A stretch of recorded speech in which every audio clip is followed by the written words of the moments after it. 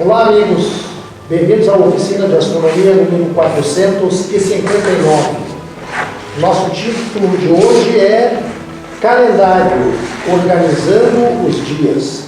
E adivinhem só, o nosso palestrante é mais uma vez o professor Délcio Basso, que já é veterano aqui das nossas oficinas. Prazer em tê-lo de volta, professor, tudo bem? Tudo bem. E espero que dê certo, espero que dê certo a apresentação. Vai dar. Mas antes eu queria lembrar que foi lançada na semana passada, já está disponível no site da Rede Ômega Centauro, a coletânea de oficinas de astronomia, volume 3, onde você pode ter acesso a todas as oficinas que trataram do polêmico tema dos fenômenos aéreos não identificados. Os arquivos das apresentações de PowerPoint, transformados em formato PDF, e você pode adquirir. São 15 oficinas por apenas R$ 24,90. Acesse o site redeomegacentauro.org/publicações e confira para fazer o seu pedido. Professor, sinta-se em casa mais uma vez. Não, ok, eu me sinto em casa. Tá. Mas é que é um assunto que envolve um monte de informações, né? Mas vou tentar pegar as que efetivamente são fundamentais e fazer uma síntese e tentar ser o mais claro possível. Como já foi comentado aqui, é muito mais fácil contar os dias entre duas lunações, né, duas novas, sucessivas. Entre aliás, contar a duração de uma lunação. Né? A lunação é o ciclo a duração das fases. Sim. O período entre duas luas novas, por exemplo. Por exemplo. Então, efetivamente, os primeiros calendários que surgiram foram calendários lunares e quase que simultaneamente com os primeiros observatórios astronômicos, que eram observatórios neolíticos azimutais. E esses observatórios, invariavelmente, eram construídos com pedras dispostas numa circunferência e no centro uma pedra de referência que também funcionava como altar. Então, por que azimutal? Porque eles observavam basicamente a posição em que nascia o Sol, a Lua e outras estrelas mais importantes. Então era o ângulo de azimuth medido na horizontal. Por isso observações azimutais e observatórios neolíticos. Essa foi o primeiro tipo de astronomia praticado. Mas só que não havia distinção entre ciência e o sentimento religioso ou espiritual. E por isso aquela pedra central, que era importante no observatório, também servia de altar. E nesse altar eram oferecidas oferendas. Em particular, quando ia começar a primavera, isto é, no equinócio da primavera. Então, essa referência ao equinócio da primavera, a importância do equinócio da primavera, ela é mais do que milenar, né? E porque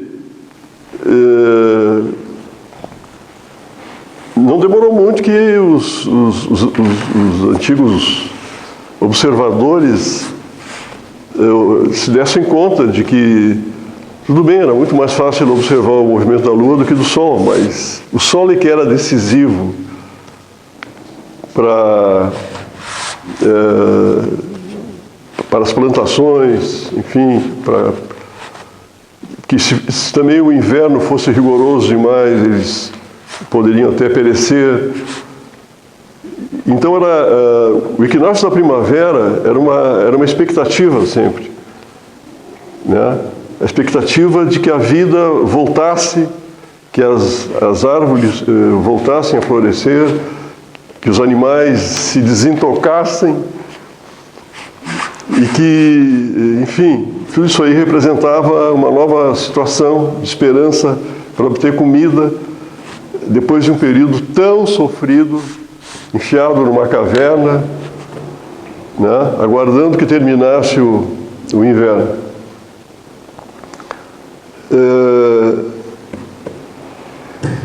Então, me sinto assim também, professor, como se fosse um troglodita enclausurado na sua caverna. Pois é. Quando chega o inverno. Pois é. É por isso, então, que o equinócio da primavera, ele foi incorporado ao DNA humano. Né? E mais adiante, então, quando a civilização se estabeleceu e as religiões foram criadas e organizadas como religiões, com dogmas, enfim, as festas religiosas invariavelmente tomavam como referência o equinócio, né, da primavera. Em particular, o cristianismo, né, que deve ter partido do pressuposto seguinte, porque os cristãos chamavam os não cristãos de pagãos, né? Então, já que não vamos conseguir convencê-los, vamos confundi-los. E marcavam, em particular, a Páscoa, né, que é a referência para todas as outras datas religiosas cristãs, né, praticamente em cima do equinócio da primavera, né, que é o 21 de março, 21, 22 de março. Né? Bom, mas aí eu já fiz uma referência, dei um salto imenso aí, né? Como chegamos no calendário gregoriano, que é o calendário que nós usamos agora e que foi estabelecido pelo Papa Gregório XIII em 1582. Em 1582 da nossa era, né? Como chegamos aí? Bem, vamos ter que remontar ao Império Romano, em particular Júlio César, que acabou invadindo o Egito e acabou tomando contato com uma cultura altamente desenvolvida. Eu só quero lembrar para vocês que todos os grandes expoentes gregos, os grandes filósofos e grandes matemáticos, Pitágoras, Tales, Eratóstenes, Platão, todos, invariavelmente todos, foram fazer pós-graduação no Egito. Né? Mas, enfim, Júlio César, então, entrou em contato com o calendário egípcio, que considerava o ano como tendo 365 dias e um quarto, quer dizer, 365,25 dias. Isso dá exatamente 365 dias e 6 horas. Isso aí. Tudo bem. Porque o calendário romano era... eu não sei exatamente como era, mas ele cada vez se correspondia menos com os eventos astronômicos, como... Então, cada vez que ocorria um equinócio de primavera, era uma outra data. E às vezes até outro mês. Né? Por quê? Porque eles não... O ano para eles tinha 365 dias, né? Nem essa correção do um quarto de dia é muita coisa, né? Tanto é que de 4 em 4 anos, se a gente não colocar esse um dia a mais, né, vai defasando. Bem, então, Júlio César, quando volta para Roma e entrega o baluarte lá no Egito para o Marco Antônio, né, sem antes dar uma dica para ele: Marco Antônio, trata de fazer um namoro aí com a Cleópatra que vale a pena. Eu já ia perguntar pela Cleópatra. Vale a pena, Marco Antônio. Tá? E realmente o Marco Antônio fez, né? E, aliás, permita-me fazer essa observação: quando o Marco Antônio estava fazendo a lua de mel com a Cleópatra, ele entregou seus exércitos ao comando de um general romano chamado Públio Ventídio Basso. Que certamente era um seu antepassado distante. Não, certamente era baixinho, que baixo significa baixo, né? E, inclusive, naquela série Roma, aparece o tal do general esse e se deram o trabalho de botar um ator baixinho. Mas o cara, apesar de ser baixinho, Napoleão era baixinho também, né? E um militar de muito sucesso, né? Bom, enfim. Então é um sobrenome antigo, né? Enfim. Mas só referências, assim. Mas, então, Júlio César volta para Roma e levando junto, inclusive, um astrônomo egípcio, Sosígenes, tá?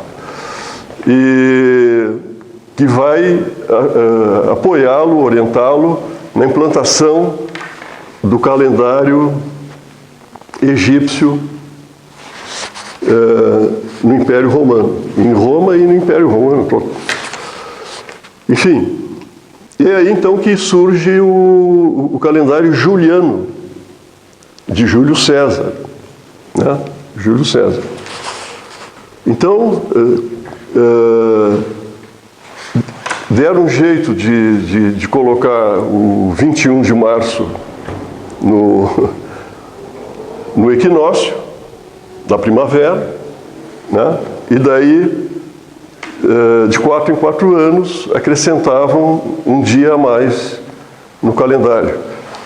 O calendário foi organizado da seguinte maneira, né? Janeiro tinha 31 dias, fevereiro tinha 29 ou 30 quando era bissexto, mas fevereiro tinha 29 dias,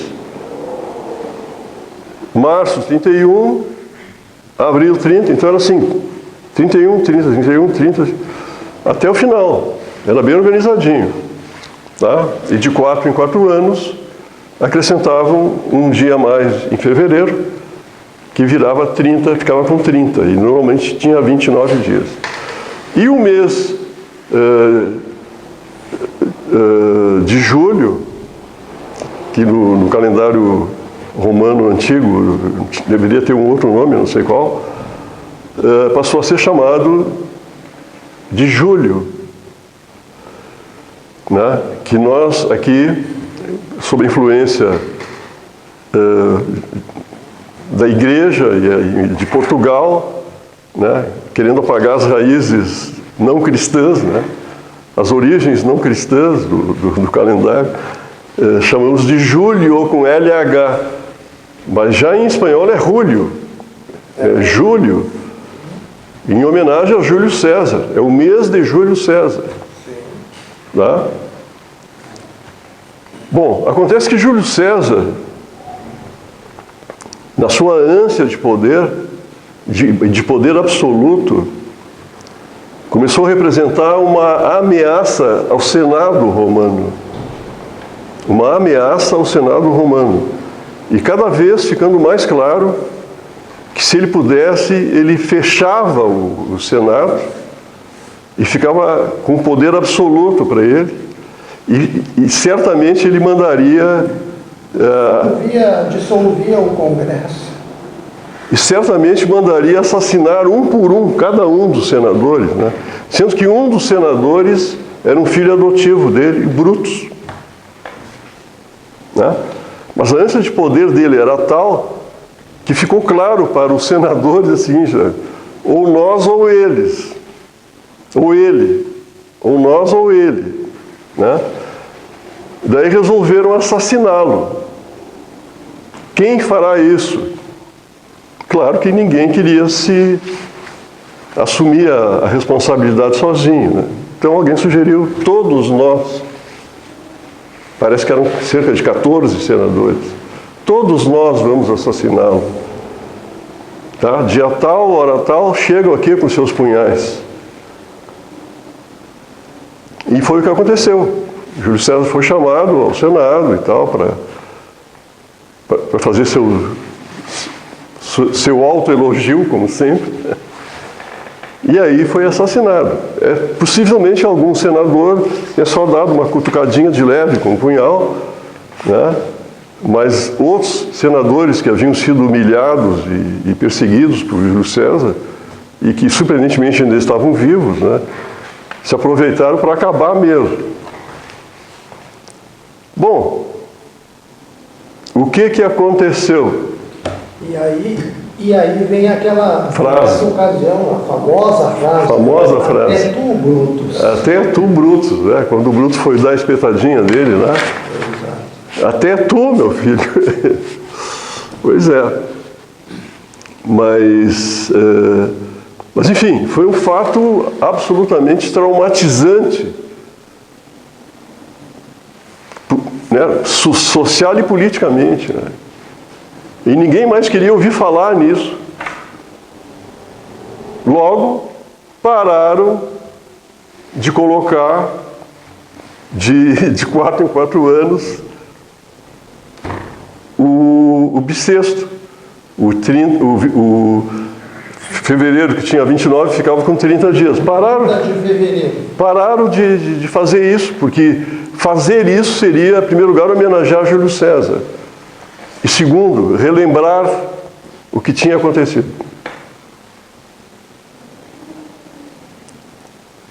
E todo mundo se sentia, enfim, com essa responsabilidade de apagar, assim, se pudessem, eliminar esse fato que havia ocorrido. Bom, cerca de 30 anos depois, já agora como imperador Augusto, 30 anos, já tinha uma semana de defasagem, né? Já estava caindo lá no fim de maio, né? Que se de 4 em 4 anos é um dia, né? 7 vezes 4, 28, quer dizer... A coisa toda desanda bem ligeiro, né? Exatamente, já tinha passado, já estava uma semana defasado, né? O calendário romano. Daí, o imperador Augusto tentou de novo convencer o Senado de que o calendário... Ele foi chamado de julho para homenagear Júlio César, tudo bem. Mas aquele era um calendário egípcio, de fato, e que era muito útil. Tá? Então, voltou de novo, ele anulou, parece que 8 dias da semana, isto é, uma quarta-feira, digamos, uma quarta-feira, dia 12, foi sucedida por uma quinta-feira, 20. 8 dias na frente, esqueceram. Né? Simplesmente esqueceram. Né? Mas como? E o meu aniversário? E aquela dívida que o cara ia me pagar? Né? Bom, lamento. Tá? Anularam 8 dias para, de novo, colocar o calendário de acordo com os eventos astronômicos. Né? Mas daí, um bando de senadores puxa-sacos, né? Assim como Júlio César foi homenageado, o imperador Augusto terá que ser homenageado. E aí que surge o mês de agosto. Em homenagem ao imperador Augusto. Daí alguém lembrou, mas vem cá, só que agosto só tem 30 dias. E o imperador Augusto não é menos que Júlio César, e o mês dele tem 31. Tudo bem, como fevereiro... Por essa razão, agosto ganhou 31 dias. Exatamente. E como fevereiro já estava meio capenga, né? que tinha às vezes 29, às vezes 30 dias, foram lá, tiraram mais um dia de fevereiro e lascaram o mês de agosto. Nesse mês, que não sei que nome tinha... E foi aí que fevereiro passou a ter 28 ou 29 dias. Isso. Foi aí. Né? E hoje em dia, os babacas aqui, que estão sofrendo as consequências desse puxa-saquismo, né, são obrigados a fazer, como é que é o negócio aqui, para lembrar. Então, porque aquilo de agosto, de julho para frente, desorganizou todo o calendário. Professor, só faça um parênteses, explique melhor como é que é essa história. Não, assim, é 31, 30, 30... Hoje em dia eu tenho certeza que já não sabe. Não, assim, é 31, 30. 31, 30. Então, quando o osso aqui é Satóba, é um dia, e aqui é 30. Mas só que quando chega aqui, em vez de voltar para cá, não, em vez de voltar assim, ó, não, ele vem para cá, de novo. Então, esse aqui tem 31, esse aqui tem 31. Aqui é julho e aqui é agosto. O certo seria, veio para cá, volta. Não, mas ele veio até aqui e vem para cá.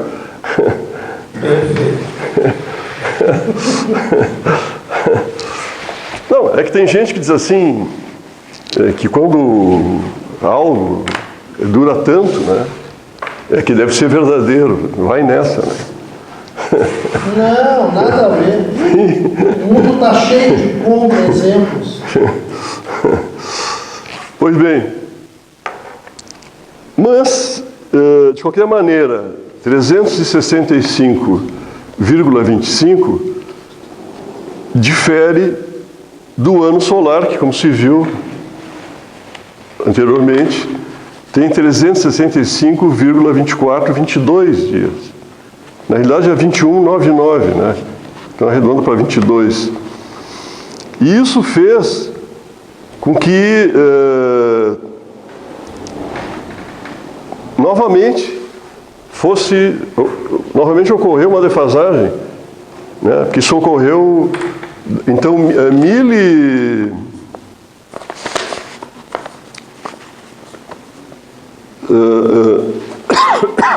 ocorreram 1.257 anos, né? Sendo que cada 4 anos era um dia. Não, tudo bem, mas a diferença não era em dia, era em centésimos de dia, né?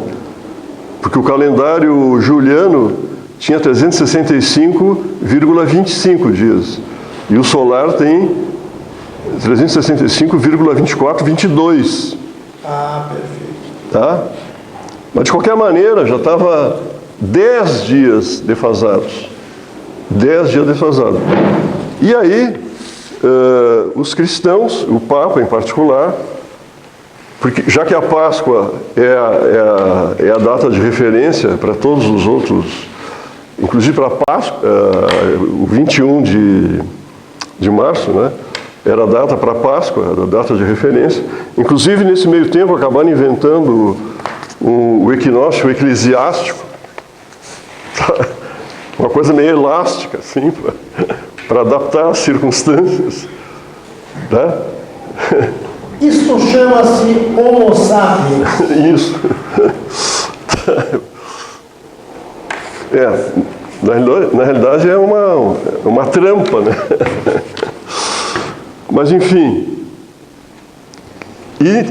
Então os cristãos estavam com receio de ir para o inferno, porque estariam comendo carne na quaresma, em função dessa defasagem aí de 10 dias. E o Papa iria junto, né? Gregório XIII. Bom, daí resolveu tomar uma atitude. Então, vamos reformar o calendário. Né? Vamos reformar o calendário. Então, é aí que entra a reforma gregoriana do calendário juliano, que na realidade era egípcio, mas tudo bem. Né? E sob orientação de um astrônomo chamado Lélio. Então, Gregório XIII, em 1582, da era cristã, criou e promulgou o seguinte.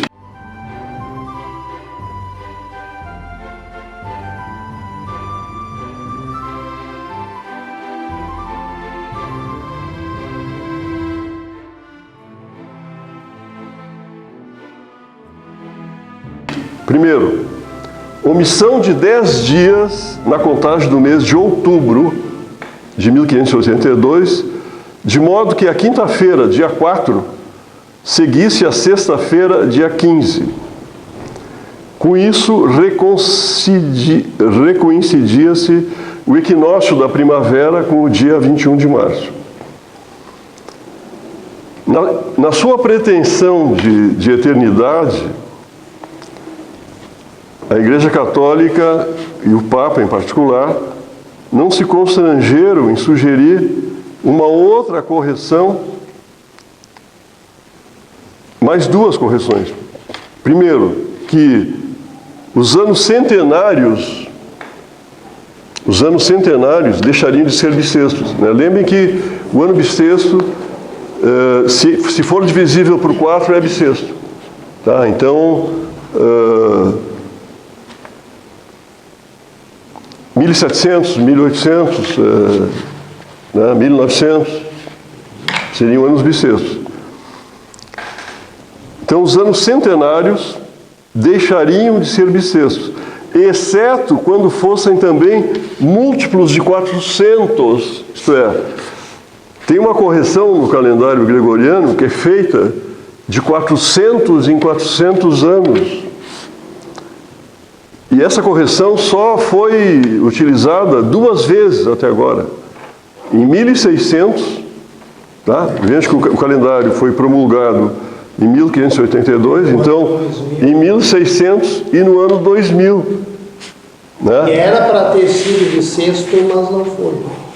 Não, 2000 foi bissexto. Ah, foi bissexto. Foi bissexto.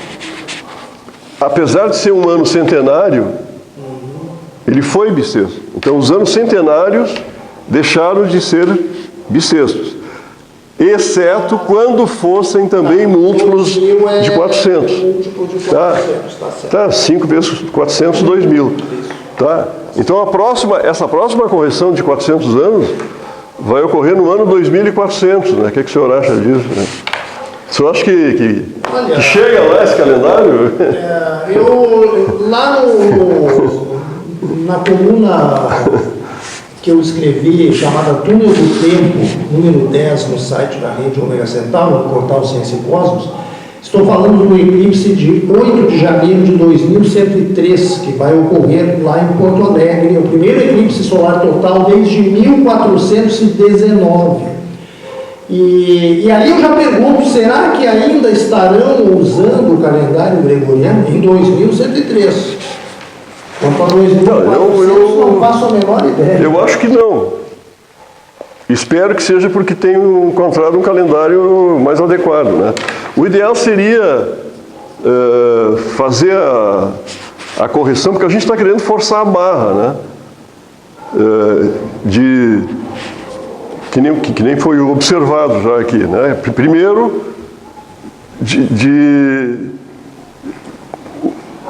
não existe ressonância entre o movimento de rotação da Terra e o de translação, assim como a Lua. A Lua tem, né, essa ressonância. Ah, sim, fui eu que falei na anterior. Né? Então, o mês é baseado na Lua, o ano no Sol. E ainda temos a semana, baseada nos planetas conhecidos na antiguidade. Isso. Lembrando que a palavra planeta significava para os antigos, que acreditavam que a Terra era o centro do universo, né? Planetas eram todos os astros que tinham um movimento contra o fundo das estrelas fixas, né? E também eram chamados de errantes. Então, planetas são os que tinham esse movimento, como o Sol. Só que o movimento que o Sol tem contra esse fundo, visto da Terra, né? Vejam bem, o Sol e a Lua têm um movimento, digamos, bem comportado, digamos assim. Tá? O problema é com Mercúrio, Vênus, Marte, Júpiter e Saturno, que são os planetas visíveis a olho nu, e que lá pelas tantas fazem uma laçadinha, assim, ó. Que assim, ó, que todo mundo fica, né? Como é que pode? Que é quando o planeta passa pela Terra, que é o caso de Mercúrio e Vênus, né? Ou quando a Terra passa na sua órbita por Marte, Júpiter e Saturno. Né? Que a gente tem a impressão que o planeta é um problema de ângulo de visada. Né? É claro que para quem se julga no centro e tudo gira ao seu redor, né? Explicar isso aí é meio complicado. Né? Bom, aí entra Platão, né? Que era pitagórico e que era contra o empirismo, né? E chega e diz assim: não devemos perder tempo observando planetas, temos que elevar a nossa mente através da meditação e com ela chegar às verdades eternas. Como o movimento circular uniforme é um movimento perfeito, digno dos deuses, associados aos planetas, todos os planetas devem descrever um movimento circular uniforme ou uma composição de movimentos circulares uniformes. É aí que surge aquela barafunda lá de ciclos, epiciclos, meu papai. Tá? Famosos epiciclos. Tá? Enfim.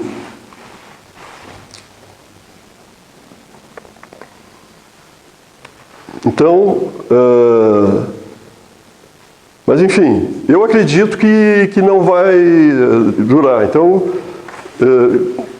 existem já propostas para um novo calendário. Né? O grande problema é acertar, fazer com que as diferentes culturas e sociedades se harmonizem. E até porque existem outros calendários em uso pela humanidade. Existe o calendário hebraico, né? O calendário islâmico, tem outros calendários, o calendário chinês, enfim, né? Sim. Que marcam os anos. Não, mas o fundamental é que na nossa sociedade o mais usado seja o gregoriano. Não, tudo bem. Mas o fundamental é que se aproxime o máximo possível do ano solar astronômico, que é 365, 24, 22. Né? Daí, se quiserem, enfim, homenagear algum animal, né? Parece que esse ano agora o calendário chinês é o do rato, né? Uma coisa assim. Não, por aí vai. Bom, tudo bem. É o rato mesmo, meu diretor? Não sabe? Mas enfim, mas então o ano gregoriano... Eu acho que é o ano do coronavírus. Pois é. O ano gregoriano, então, é igual a 365 mais 0,25, que é 1/4 de dia, né? 6 horas, menos 001, que são os anos centenários, e mais 0,0025, que é 1/400, que é essa correção de 400 em 400 anos. Isso aí tudo somado resulta em 365,2425, enquanto que o ano solar é 365,2422.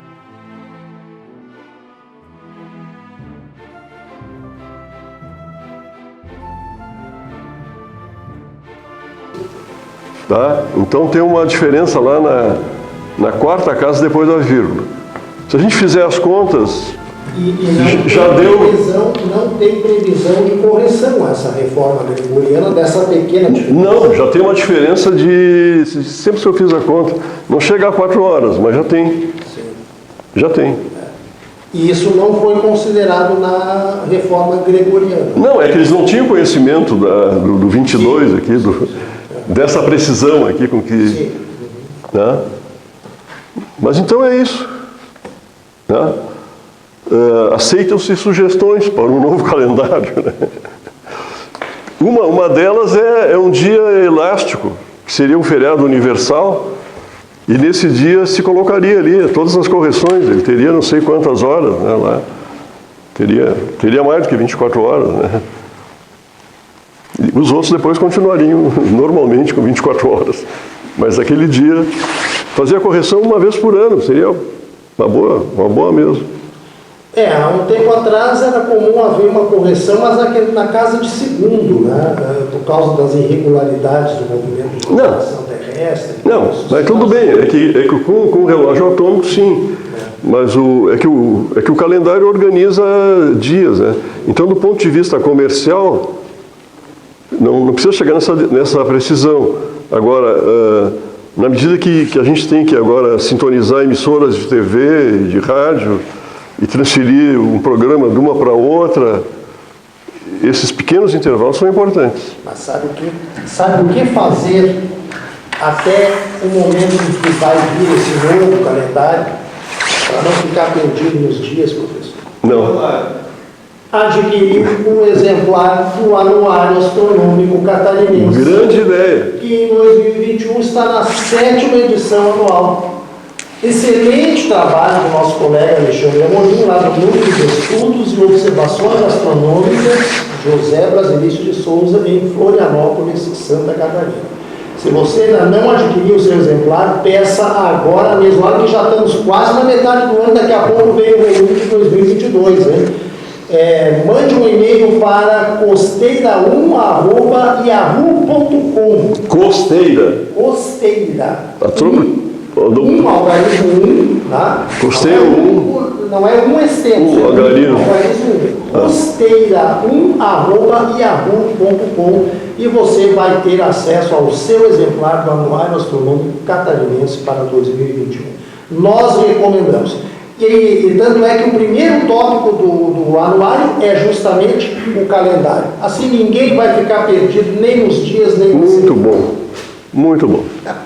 Obrigado, espero ter contribuído. Nós é que agradecemos por essa outra conversa extremamente agradável. Eu acho que nós tínhamos que investir mais nesse tipo de encontro, de oficina. Tá? Sim. Inclusive, né, meu diretor, tem aquele velho projeto, né, o que eu estou chamando informalmente de oficina de domingo, né, onde a gente vai reunir outros colegas nossos para botar a conversa fora sobre assuntos científicos. De repente fazer uma oficina astrogastronômica. Justamente. Bem, por hoje vamos ficando por aqui, então agradecemos ao professor Délcio Bastos. Eu que agradeço. E retornaremos na próxima oficina de astronomia. Até lá. Okay.